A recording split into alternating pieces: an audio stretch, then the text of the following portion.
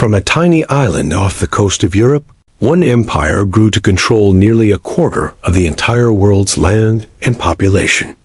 Its ships crossed every ocean, its flags flew on every continent, and its legacy, both glorious and devastating, still shapes the world we live in today. Welcome to History Vault, the channel where we unlock the stories that built our civilization. I'm your host, and today we're diving deep into one of the most powerful empires history has ever witnessed. From King Alfred fighting off Viking invaders, to the slave ships that crossed the Atlantic in chains, to the moment Hong Kong was handed back to China. This is the complete story of the British Empire. Let's unlock the vault. At its peak, one European empire ended up bringing under its control more than a quarter of the entire world's landmass and population. The groundwork for this colossal power was laid in English territory, where a strong monarchy set in motion an extraordinary saga of exploration, military expansion, and far-reaching domination. The British Empire would later come to symbolize both some of humanity's proudest breakthroughs and greatest accomplishments.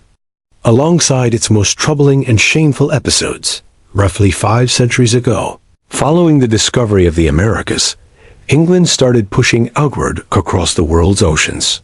British explorers ran into unfamiliar cultures, building historic partnerships, while also fueling fierce hostilities. In just 4 centuries, the empire would reach an eye-popping valuation of over $600 billion. Yet how did a dominion that sprawled across the Americas, Asia, Africa, and even Australia eventually fall apart?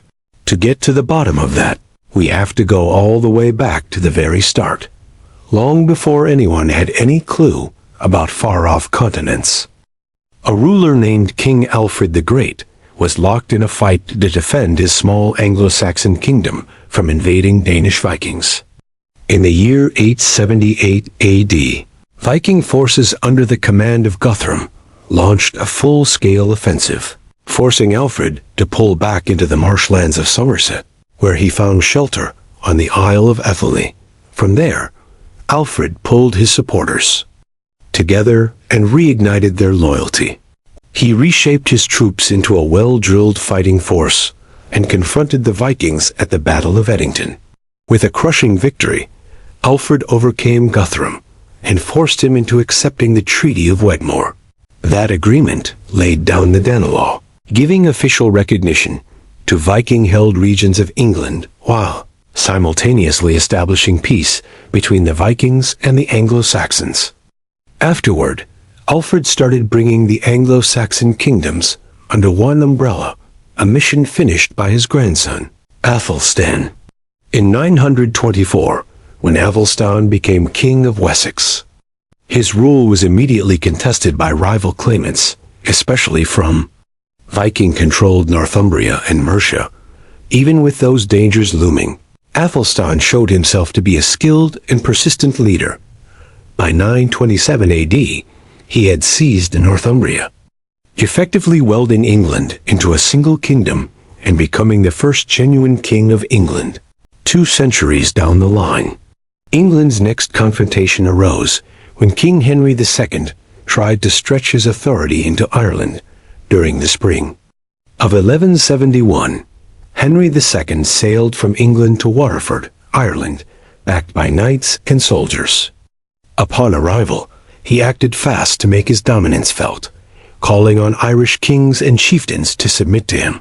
Henry was deeply convinced that Ireland ought to fall under English control. Reactions among Irish leaders were mixed, but when Irish bishops and clergy gathered at the Synod of Cashel in 1171, they formally acknowledged Henry II as the ruler of Ireland. That recognition marked Ireland as England's first colony centuries before anyone could have imagined England turning into a worldwide empire. Another 100 years slipped by, and in 1277, King Edward I aimed his ambitions at Wales. His wish to absorb Wales into his domain was fueled by strategic, political, and territorial motives. The campaign kicked off with the First Welsh War. In 1277, when Edward launched a determined assault on Gwynedd, the heart of Welsh resistance in North Wales. Despite fierce fighting, the Welsh forces were eventually beaten, and their leader, Prince Llewellyn, was forced to bow to English authority. After securing Gwynedd, Edward concentrated on tightening English control over Wales, realizing that military victory alone wouldn't break Welsh defiance. He rolled out a broader strategy. Central to that plan was the construction of an extensive web of imposing castles across Wales, intended to broadcast English power and keep rebellion in check. Still, Welsh resistance carried on, and in 1282, a second uprising called the Second Welsh War broke out. The fighting was brutal and unrelenting, yet the Welsh were ultimately overpowered. With resistance stamped out, Edward I completed his conquest, formally folding Wales into the English kingdom. England's difficulties were far from finished. Between 1337 and 1453, England and France were entangled in the 100 Years' War. This drawn-out struggle bled both kingdoms dry, and kept England largely boxed into its island. Hardly had that war ended when England plunged into yet another clash, War of the Roses from 1455 to 1487. This bloody civil war pitted the House of Lancaster against the House of York. The Lancastrians came out on top, and Henry VI was proclaimed king. In the meantime, the wider world was starting to open up. In 1492, Christopher Columbus sailed west and landed in the Bahamas. From there, he explored much of the Caribbean, including Cuba and Hispaniola, present-day Haiti, and the Dominican Republic, as well as parts of Central and South America, such as Venezuela and Panama. The discovery of this vast new landmass lit a fire under England's interest in overseas expansion. When the Italian explorer Giovanni Caboto approached King Henry VII for backing to find a western sea route to Asia, the English king was intrigued.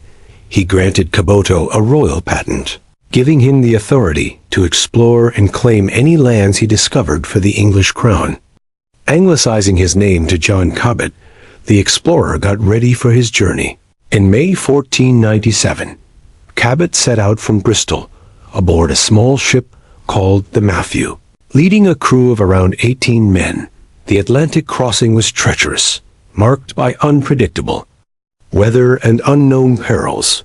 After weeks at sea, on June 24, 1497, Cabot and his crew caught sight of land along the eastern coast of North America.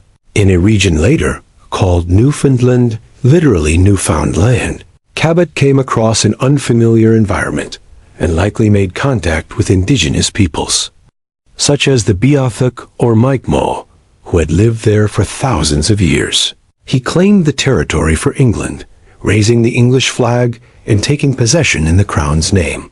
Although exactly how long he stayed is uncertain, Cabot probably briefly explored the shoreline before heading back to England. Arriving in Bristol in August 1497, he was welcomed as a hero. News of Cabot's voyage spread like wildfire across Europe, fueling excitement and ambition. His success gave England hope of finding a western passage to Asia and competing with other European powers for dominance over lucrative global trade.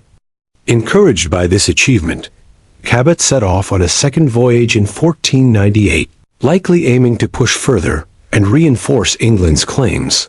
What happened to the expedition remains a mystery. Some accounts suggest success, while others claim Cabot and his crew vanished into the ocean. Back in England, King Henry VIII was married to his first wife, Catherine of Aragon. Early on, their relationship was stable. Like most kings of that era, Henry stayed loyal to the Catholic Church and was deeply concerned with producing a legitimate male heir to preserve his dynasty. Over time, though, frustration began to set in. Catherine gave birth to only one surviving child, Princess Mary. Henry grew more and more convinced that his lack of a male heir was divine punishment, and that his marriage was invalid. He appealed to the Pope, asking for an annulment on the grounds that Catherine had previously been married to his older brother Arthur. According to Old Testament law, marrying a brother's widow was forbidden, and Henry believed this explained his misfortune. The Pope, however, under pressure from Catherine's nephew, Holy Roman Emperor Charles V of Spain, turned down the request. Furious and desperate, Henry made a historic move. He broke away from the Roman Catholic Church and established an independent English church. In 1534, Parliament passed the Act of Supremacy, formally cutting ties with Rome and creating the Church of England, with Henry VIII as its supreme head. Anglicanism was born. After Henry divorced and executed several wives, his daughter Mary I took the throne. She earned the nickname Bloody Mary because of her brutal campaign to restore Catholicism. Her reign was short-lived, however, and her half-sister Elizabeth I soon came to power. Elizabeth re-established Protestantism, passing the Act of Supremacy in 1559, which made her supreme governor of the Church of England. She also enacted the Act of Uniformity, requiring the Book of Common Prayer to be used as official religious practice. Beyond England, the global race for colonies was already in full swing. Under King Philip, Spain built a vast empire across South America, extracting wealth from former Aztec capitals like Tenochtitlan to Incan strongholds such as Machu Picchu, and extending through the Andes into Chile, along Brazil's coast. The Portuguese founded settlements like São Vicente, Pernambuco, and Rio de Janeiro. The French set up colonies in Quebec and small outposts in Florida, including Fort Caroline. The scramble for overseas territory had begun. Queen Elizabeth responded by commissioning a band of aggressive seafarers to expand England's influence. Known as the Sea Dogs, they were authorized to raid and plunder Spanish ships in order to challenge Spanish dominance and raise England's profile on the world stage. One of the first was John Hawkins, a convicted murderer who spared his own life by joining the Royal Navy.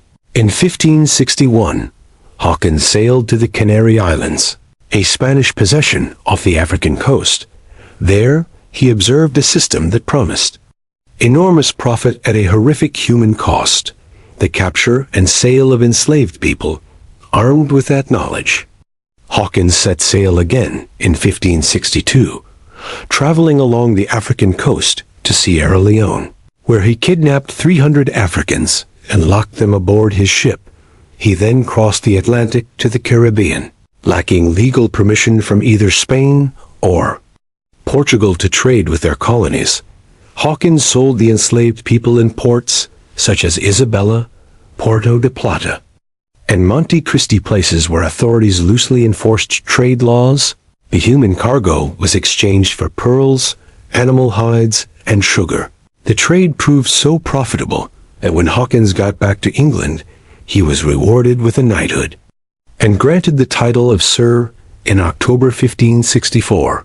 Hawkins set out on yet another voyage back to Sierra Leone. This time, he seized more than 400 enslaved Africans. Some were purchased from the Portuguese, while others were taken by force during raids along the coastline. He left Africa on January 29, 1565. By April 3, 1565, Hawkins arrived at Borborada in present-day Venezuela. Because trading enslaved people was officially forbidden, he staged a false show of force with the cooperation of the local governor. He then sailed on to Rio de la Hacha, where he used intimidation and military pressure to secure what he considered fair trade agreements. In total, he sold around 300 enslaved people, receiving payment in gold, silver, and other valuables. He even took advance orders for future slave trading expeditions. Hawkins' third slave voyage, however, did not go as smoothly as the first two. Upon reaching the African coast, he found himself unable to acquire captives because of a Portuguese embargo. He tried to raid a village near Cape Verde, but during the attack he was wounded and forced to pull back. Undeterred, Hawkins enlisted the help of a local king in Sierra Leone, who assisted him in forcibly abducting people from surrounding areas. Together, they captured more than 500 individuals.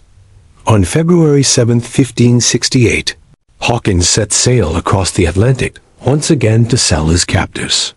Some were sold in Margarita province, while others were sold in Borborata. When he reached Rio de la Hacha, the local governor refused to allow any trading. In response, Hawkins and his associate, Francis Drake, opened fire on the governor's house, seized control of the town, and proceeded to sell the enslaved people by force. On the return journey, Hawkins' fleet was driven by a storm into the Spanish port of San Juan de Ulua. What followed was chaos. In the midst of what were supposed to be peace negotiations, Spanish cannons suddenly thundered to life, hurling iron shot toward the English ships. Although heavily outnumbered, Hawkins' fleet maneuvered skillfully, dodging incoming fire and responding with cannon blasts of their own. A fierce naval battle erupted as English sailors fought desperately for survival. As the fighting raged on, a grim decision confronted Hawkins and his men: either pull back or spend the rest of their lives chained to oars aboard Spanish galleys. In the end, captivity was the fate of 114 Englishmen, while only 15 others alongside Hawkins managed to slip away and make it back to England, still walking away with a hefty profit. Moral questions aside, the slave trade had shown itself to be immensely profitable, and the English were ready to go to extraordinary lengths to defend it.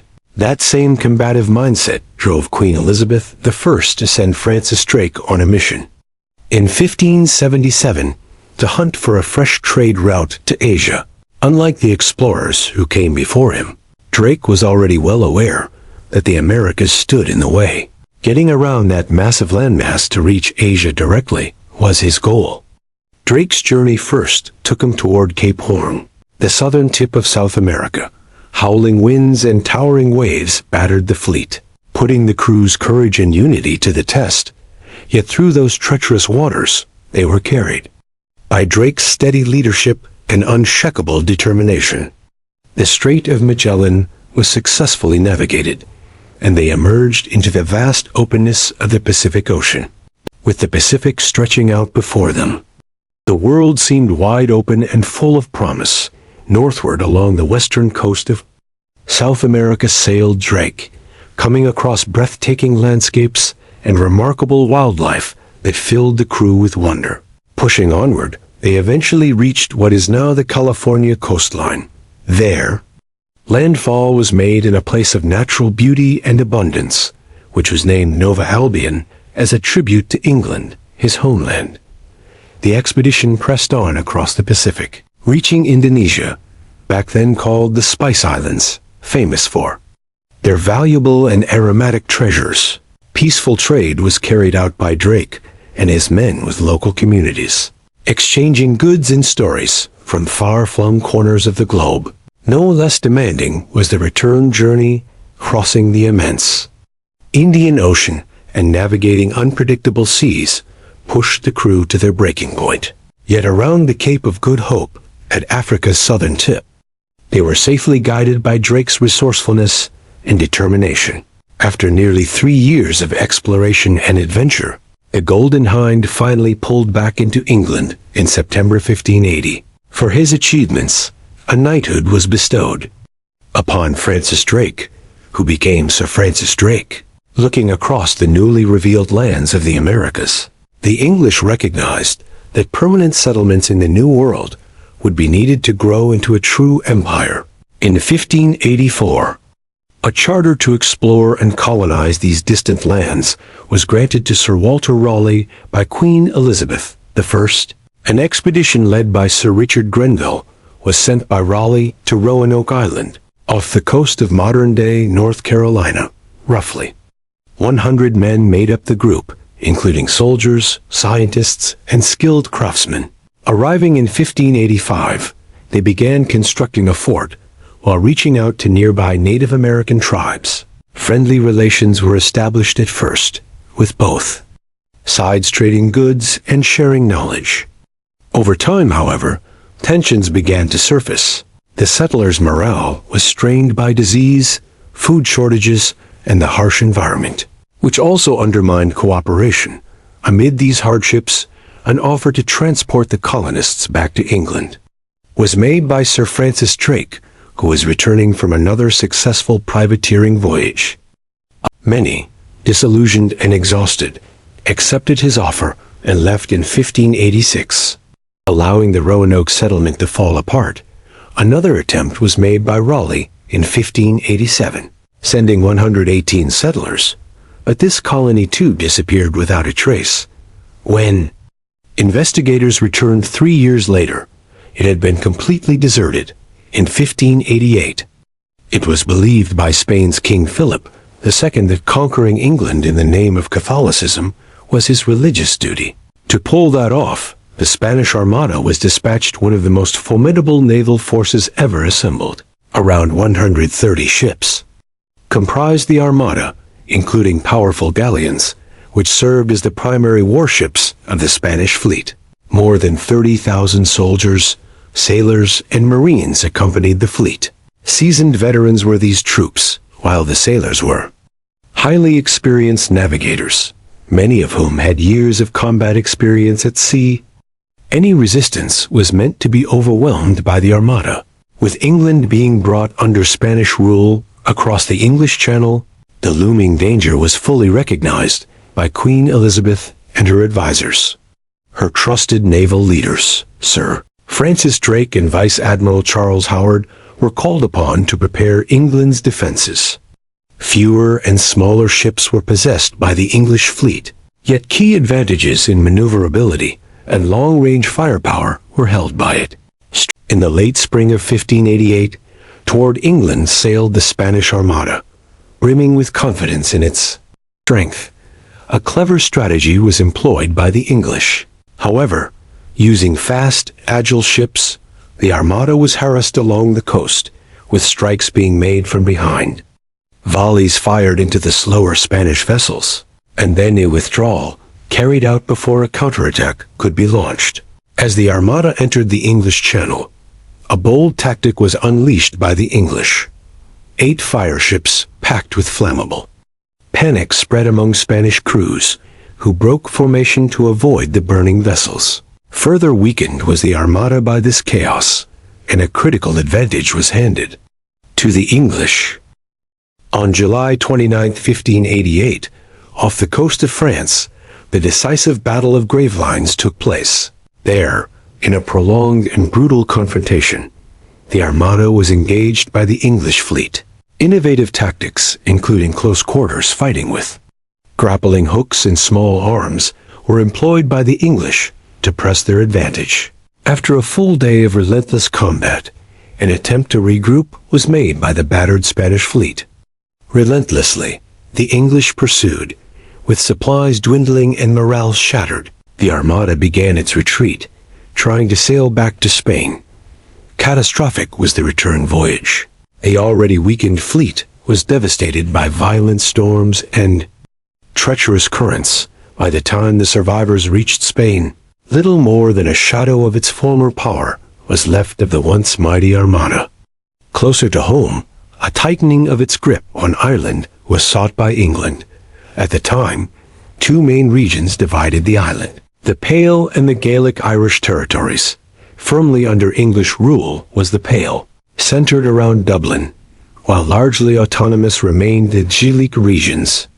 Governed by traditional Brehon law, in these Gaelic territories, greater control was sought by English authorities, with policies being imposed that threatened local customs and traditions. Resentment and unrest were fueled among the Irish nobility. By this, at the center of this growing tension stood Hugh O'Neill, Earl of Tyrone, a powerful noble torn between allegiance to the English crown and loyalty to his homeland. Much of Ulster in Northern Ireland was ruled by O'Neill, who grew weary of English demands and could no longer tolerate the suffering imposed on Ireland by foreign rule.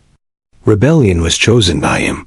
Raising his banner, other Gaelic lords were called upon by O'Neill to resist English domination. One of his strongest allies was Hugh O'Donnell, Earl of Tyrconnell, a fierce and respected warrior. United, a powerful alliance was formed by them. Swiftly, the English crown responded. with armies being dispatched led by experienced commanders such as Sir Henry Bagenal.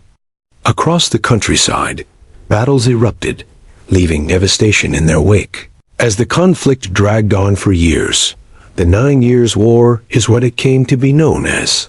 Immense hardship was endured by both the Irish and the English. In 1601, just as defeat seemed inevitable, a small Spanish force sent to aid the Irish rebels arrived like a ray of hope. For a brief moment, the balance appeared to shift, but at the Battle of Kinsale, destiny intervened, where a crushing defeat was suffered by Irish and Spanish forces. The dream of independence collapsed. By 1603, the rebellion was over, exhausted, and weakened Irish forces surrendered. Under the Treaty of Mellifont, rebels were pardoned and allowed to keep some lands and religious freedoms. However, the systematic suppression of Gaelic language and culture was paved the way for by the agreement. Discouraged was Catholicism, enforced was Anglicanism, and Ireland was reshaped to align with English identity rather than its Gaelic roots. Yet far beyond its neighbors stretched England's ambitions. Dominance in the New World was sought by it. In 1606, the Virginia Company of London was established to pursue wealth and a route to the Pacific. With King James' approval, London was departed from by 104 settlers on December 20th, 1606. Braving a bitter winter crossing the Atlantic, after months at sea, on May 13th, 1607, a marshy peninsula was arrived at, and a settlement they named Jamestown in honor of their king was founded. At first, idyllic the land appeared dense. Forests, clear rivers, and abundant wildlife promised prosperity. But reality soon set in. A heavy toll was taken by Virginia's oppressive heat and humidity. Rapidly, disease spread. With malaria and dysentery killing many settlers, hunger soon followed. Crops were not ready for harvest. Supplies dwindled, and difficult to cultivate proved the soil. Loomed starvation. Despite these hardships, giving up was refused by the settlers. Tirelessly, they worked, exploring the land in search of food and attempting to form alliances with the Powhatan Confederacy. However, conflicts were caused by communication barriers and mutual mistrust. Compounded the crisis were leadership problems, especially after the departure of their bold leader, John Smith. The winter of 1609-1610, remembered as the starving time, marked the colony's darkest period. Completely, food vanished. Desperation drove settlers to consume horses, pets, and even leather. Still, enough it was not. Decimated the population were disease, famine, and conflict. Against the odds, hope returned when tobacco cultivation was introduced by John Rolfe in Virginia's soil.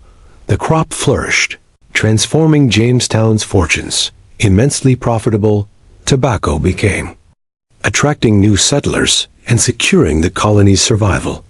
Gradually, relations with some Powhatan groups improved, allowing England's first permanent foothold in America to endure. As Jamestown took root, eastward was turned by England's attention. In 1607, merchant William Hawkins was sent to establish trade in India. From Plymouth aboard the Hector with 3 ships, he sailed, carrying traders, diplomats, and goods. After surviving storms and rough seas, the Cape of Good Hope was reached by the fleet before entering the Indian Ocean. By 1608, at Surat, a major trading hub on India's western coast, Hawkins arrived. The Mughal Emperor Jahangir, ruler of a vast and wealthy empire, welcomed the English with interest. Later, in Agra, near the future site of the Taj Mahal, Hawkins met Jahangir. Through interpreters, trade, politics, and culture were discussed by them. Intrigued by English goods was Jahangir, and eager for further relations, an agreement allowing the English East India Company to establish a trading post in Surat resulted from these talks. The official beginning of England's commercial presence in India was marked by this. By 1612, into a full operation had grown the trading post, exchanging Indian textiles, spices, and indigo for English weapons and metal goods. In 1615, at the Grand Court of Emperor Jahangir, English diplomat Sir Thomas Roe arrived. As the Mughal palace was entered by Roe, unmatched splendor overwhelmed him. Brilliant fabrics, exquisite jewels, and the scent of incense filled the air. Left in awe was the English envoy by the magnificence of the Mughal Empire, surrounded by splendor and ceremony. A formal letter from King James I to Emperor Jahangir was presented by Sir Thomas Roe, a symbol of goodwill between their realms. Alongside it, an assortment of rare English gifts was offered, carefully chosen to impress a court renowned for its love of luxury. Struck was Roe by how highly fine craftsmanship and exotic goods were valued by the Mughal elite during the 3 years Roe spent at Jahangir's court. Steadily expanded by England were its commercial reach and political influence across the Indian subcontinent. Back in England, however, unmistakably clear was made by King James of his religious stance. Conformity to Anglicanism was expected of everyone. Those who refused were told to leave. It was at this moment that the idea of America began to take shape, a distant land where freely people could worship without interference from the state, a place where a personal matter was faith, of course, their homes for an unknown and dangerous world would most people never abandon, unless deeply committed to their beliefs were they. Only the most devout, those truly yearning for religious liberty, would dare undertake such a journey. The Pilgrims is what these people came to be known as in mid-July of 1620. Departure from Southampton was prepared for by 2 ships, the English vessel Mayflower and the Dutch ship Speedwell. But just as departure neared, a leak developed in the Speedwell, forcing both ships to return to Dartmouth for repairs. After the work was completed, again they set sail, only for disaster to strike once more. More than 200 miles beyond Land's End, near the southwestern edge of England yet again, the Speedwell began leaking. By early September, hopeless was the situation. Abandoned was the ship, and difficult decisions had to be made about which passengers would continue the voyage. Especially painful was this choice. While the Speedwell lingered in port for repairs, the passengers aboard the Mayflower had been consuming supplies meant to last until the New World was reached. Throughout the delays, no one was allowed ashore. After nearly 3 months of setbacks, alone on September 16, 1620, the Mayflower finally left Plymouth. Stacked against them were the odds to carry wine between England and Bordeaux. Not to cross the vast Atlantic had the ship been designed. Still, by a higher purpose were the passengers driven, to build a new society devoted to God. That faith sustained them as below deck in the dim, airless space they huddled. Violently, the ship was hurled by storm-driven waves, with men clinging to their wives, and wives clutching their children. Everything above and below was drenched by water. Midway through the journey, nearly disabled became the ship. Its main support beam was shattered by a powerful storm, and even seasoned sailors feared the voyage was lost. Then fortune intervened. A metal jack screw purchased in Holland for building homes in the new settlement was carried by one of the passengers. Used to brace the damaged beam was this device, preventing further cracking and preserving the ship's seaworthiness. Despite overcrowding, sickness, and filth, on November 21st, Cape Cod was reached by the Mayflower. Having lost only 1 life, the Plymouth colony was established. But their luck soon ran out. By December, through the quay, passengers, illness swept, violent coughing and scurvy ravaged the group. By March, only 47 colonists remained alive. Yet the Pilgrims endured. Shelters were built by them, and they survived, refusing to vanish entirely. Not long after Plymouth was founded, explorer Thomas Warner sought to expand English influence into the tropical Caribbean. On January 28, 1624, an island was landed on by him, and the colony of St. Christopher, modern-day St. Kitts, was founded. In 1625, The settlement was joined by French Captain Pierre Balin Vesnambach, creating a joint English-French colony. Not purely friendly was Warner's acceptance of the French, but native Kalinago, or Carib, population was feared by him. 1626. A secret council with other chiefs was held by Kalinago leader Ubutu Tegramanti, and on the night of the next full moon, the Europeans were planned to be attacked. A woman named Barb Anigneri, who had recently been enslaved after Kalinago. Raids on an Arawak island exposed the plot. First, the English and French struck. A surprise night attack was launched by them, killing between 100 and 120 Kalinago in their sleep. Only the most beautiful women were spared, forced into slavery. The next day, roughly 4,000 Kalinago were rounded up by settlers and slaughtered as they attempted to surrender. At what became known as Bloody Point, the corpses rotted in piles. Red ran the nearby river, earning the name Bloody River. Survivors fled to neighboring islands, with the native population destroyed. A new problem emerged. Who would perform the brutal labor required for tobacco farming? Certainly not Europeans. Africa was the solution. Demand for enslaved labor exploded. Continued across the Caribbean did English expansion. Barbados was settled in 1625, Nevis in 1627, Montserrat and Antigua in 1632. Determined to profit were the British. Back in England, more and more intolerable had life become for radical Protestant groups. When the throne was taken by King Charles I in 1625, intensified was his hostility toward non-Anglicans.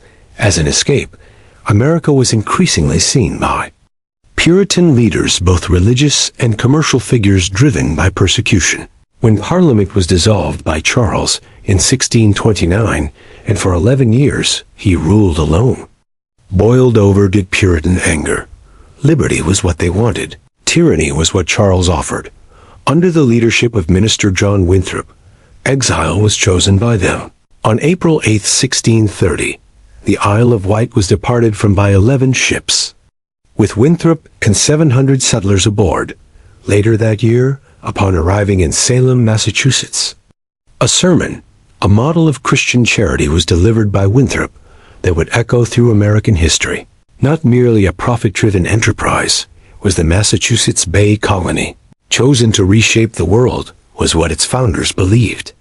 Under strict moral discipline they would live, as a shining example, a city upon a hill. Over the next decade, the Atlantic was crossed by roughly 20,000 Puritans during what became known as the Great Migration. Soon, outward were settlers. Pushed by disagreements, Connecticut was founded by Thomas Hooker. Rhode Island was established by Roger Williams. Where religious tolerance flourished, Anglican pressure was faced by others too. His own vision was pursued by Cecil Calvert, the second Lord Baltimore. Granted a charter in 1632, Maryland was founded by him in honor of Queen Henrietta Maria. Never was the colony visited by Calvert himself, but in 1634, across the ocean were carried settlers by two ships, the Ark and the Dove. St. Mary's City was founded together by Catholics seeking freedom and Protestants seeking opportunity. Even Scotland resisted Anglican control. Firm stood the Presbyterian Covenanters. When 20,000 troops were sent by Charles to Edinburgh in 1639, at Berwick they were halted by a Scottish force of 16,500 men. Temporarily, Charles backed down. In India, rapidly expanded the East India Company. In 1639, land on the Coromandel coast was secured by agents Francis Day and Andrew Cogan. A modest trading post emerged, Fort St. George, slowly fortified. Slowly transformed into power. Meanwhile, Ireland erupted. Dispossessed were Catholics. Their land was taken by Protestant settlers. In 1641, rebellion followed. On all sides, atrocities erupted. Eventually, the Confederate Catholics of Ireland formed, seeking autonomy under King Charles I. But already, the British Isles had been consumed by war. On January 4, 1642, An attempt was made by Charles to arrest 5 members of Parliament: John Pym, John Hampden, Denzil Hollis, Arthur Hasselrig, and William Strode. Months later, with the 19 propositions, a direct challenge to royal authority, Parliament responded. If accepted, Parliament would rule fade with the monarchy. 6. All laws targeting Jesuits, Catholic priests, and Catholic recusants must be rigorously enforced. 7. Stripped of their voting rights shall be Catholic lords, and raised and educated within the Protestant faith must be Catholic children. 18. Formally cleared by King Charles must be the 5 members of the House of Commons, along with Lord Kimbolton, of all alleged wrongdoing. Although loyalty to King Charles continued to be professed by the Catholic members of the Irish Confederation, increasingly outraged grew Parliament by what it saw as the King's disregard for the authority of the Anglican Church. A complete reversal of this position was demanded by them. Defiantly, Charles responded, writing, "For all these reasons, and to every one of these demands, our answer is, nolimus leges Angli mutari. We are unwilling to change the laws of England." As a breaking point was reached by tensions, allies began to be rallied by both factions, and their armies were prepared. By autumn, the setting for a momentous confrontation became the open countryside near Edgehill between royalist forces loyal to King Charles and parliamentarian troops fighting for parliamentary power. At dawn on October 23rd, facing one another stood the two armies, with the air heavy with anticipation and dread. A fearsome reputation for bold and reckless charges had been earned by the royalist cavalry, commanded by Prince Rupert of the Rhine. Opposing him was Robert Devereux, the Earl of Essex, a veteran commander leading the parliamentarian army. As the battle began, forward thundered Rupert's cavaliers, smashing through the parliamentarian left flank and throwing it into chaos. Poised for victory seemed the royalists at first, yet by their infantry, the breakthrough was failed to be exploited. Though shaken, the parliamentarian forces managed to regroup and strike back. Brutal, close-quarters fighting followed brother against brother, friend against friend. After 2 days of bloodshed, victorious emerged neither side. Truly underway was the English Civil War, with no one willing to back down. Early success for the Royalists was brought by the next year. A swift victory was secured by them at Braddock Down in the south, followed by another triumph at Stratton, cementing control over Cornwall. Continued to demonstrate his skill did Prince Rupert at Chalgrove Field, though a shadow over the engagement was cast by the death of parliamentarian hero John Hampden. Further royalist victories at Adwalton Moor and Roundway Down reinforced the belief that unstoppable was their cause. By year's end, even the critical city of Bristol had fallen under royalist control. But a turning point was marked by 1644. From its failures, Parliament had learned at Marston Moor. That lesson was proven, where a devastating defeat was suffered by the royalist forces, losing their hold over northern England. Under commanders such as Oliver Cromwell, the balance of power began to shift. Later that year, again clashed both sides at the First Battle of Newbury. Much like Edgehill, without a clear victor the engagement ended. Yet an even more decisive confrontation loomed the Battle of Naseby. As the sun rose on June 14, 1645, thick in the air hung tension. Only miles apart stood the two armies. Another success was expected by the Royalists, hardened by past victories, but transformed had the parliamentarians. Reorganized under Cromwell's new model army, a disciplined and well-trained force unlike any before it. With cannon fire, the battle opened, smoke billowing across the battlefield. At first, the upper hand appeared to be gained by royalist cavalry charges. Yet his counterstroke had been prepared by Cromwell, his elite cavalry unit, the Ironsides, famed for discipline and resolve. As forward pushed the royalist horsemen, with ferocity the Ironsides struck back. With coordinated movement and unified shouts, the momentum was reversed by the parliamentarian forces. Through royalist ranks tore Cromwell's troops, eventually capturing King Charles himself. For high treason, the king was placed on trial. Standing in Westminster Hall, his rule was defended by Charles I, but guilty was the verdict. On a cold winter morning, the executioner's blade fell, ending royal absolutism and ushering in the age of Oliver Cromwell. A committed Puritan, Oliver Cromwell shared the belief held by his counterparts in Massachusetts that by Charles and the Royalist cause, the Anglican Church had been corrupted. Under the new governing body, the Rump Parliament General was Cromwell appointed and ordered to crush the Irish Confederacy. In his view, undermined by Catholic doctrine was the authority of the Bible, and forcibly suppressed it needed to be. Landing in Dublin on August 15, 1649, the fortified ports of Drogheda and Wexford were captured by him to secure supply routes from England. At Drogheda, in September 1649, nearly 3,500 people were slaughtered by Cromwell's army after the town fell, including about 2,700 Royalist soldiers, as well as civilians, prisoners, and Catholic clergy. Another massacre followed at Wexford in October. Roughly 2,000 Irish soldiers and 1,500 civilians were killed. In ruins was the town left. In May 1650, Ireland was departed from by Cromwell after Scotland proclaimed Charles II king. To Cromwell, war was demanded by this act. On September 3, 1650, the main Scottish army at Dunbar was crushed by him, with 4,000 men killed, 10,000 more captured, and Edinburgh seized. The following year, an attempt to invade England was made by Charles II and his allies, while in Scotland was Cromwell engaged. South, Cromwell pursued them, and at Worcester, on September 3, 1651, their forces were annihilated, the final major royalist resistance. Back in Ireland, under Generals Henry Ireton and Edmund Ludlow, methodically destroyed was Irish resistance.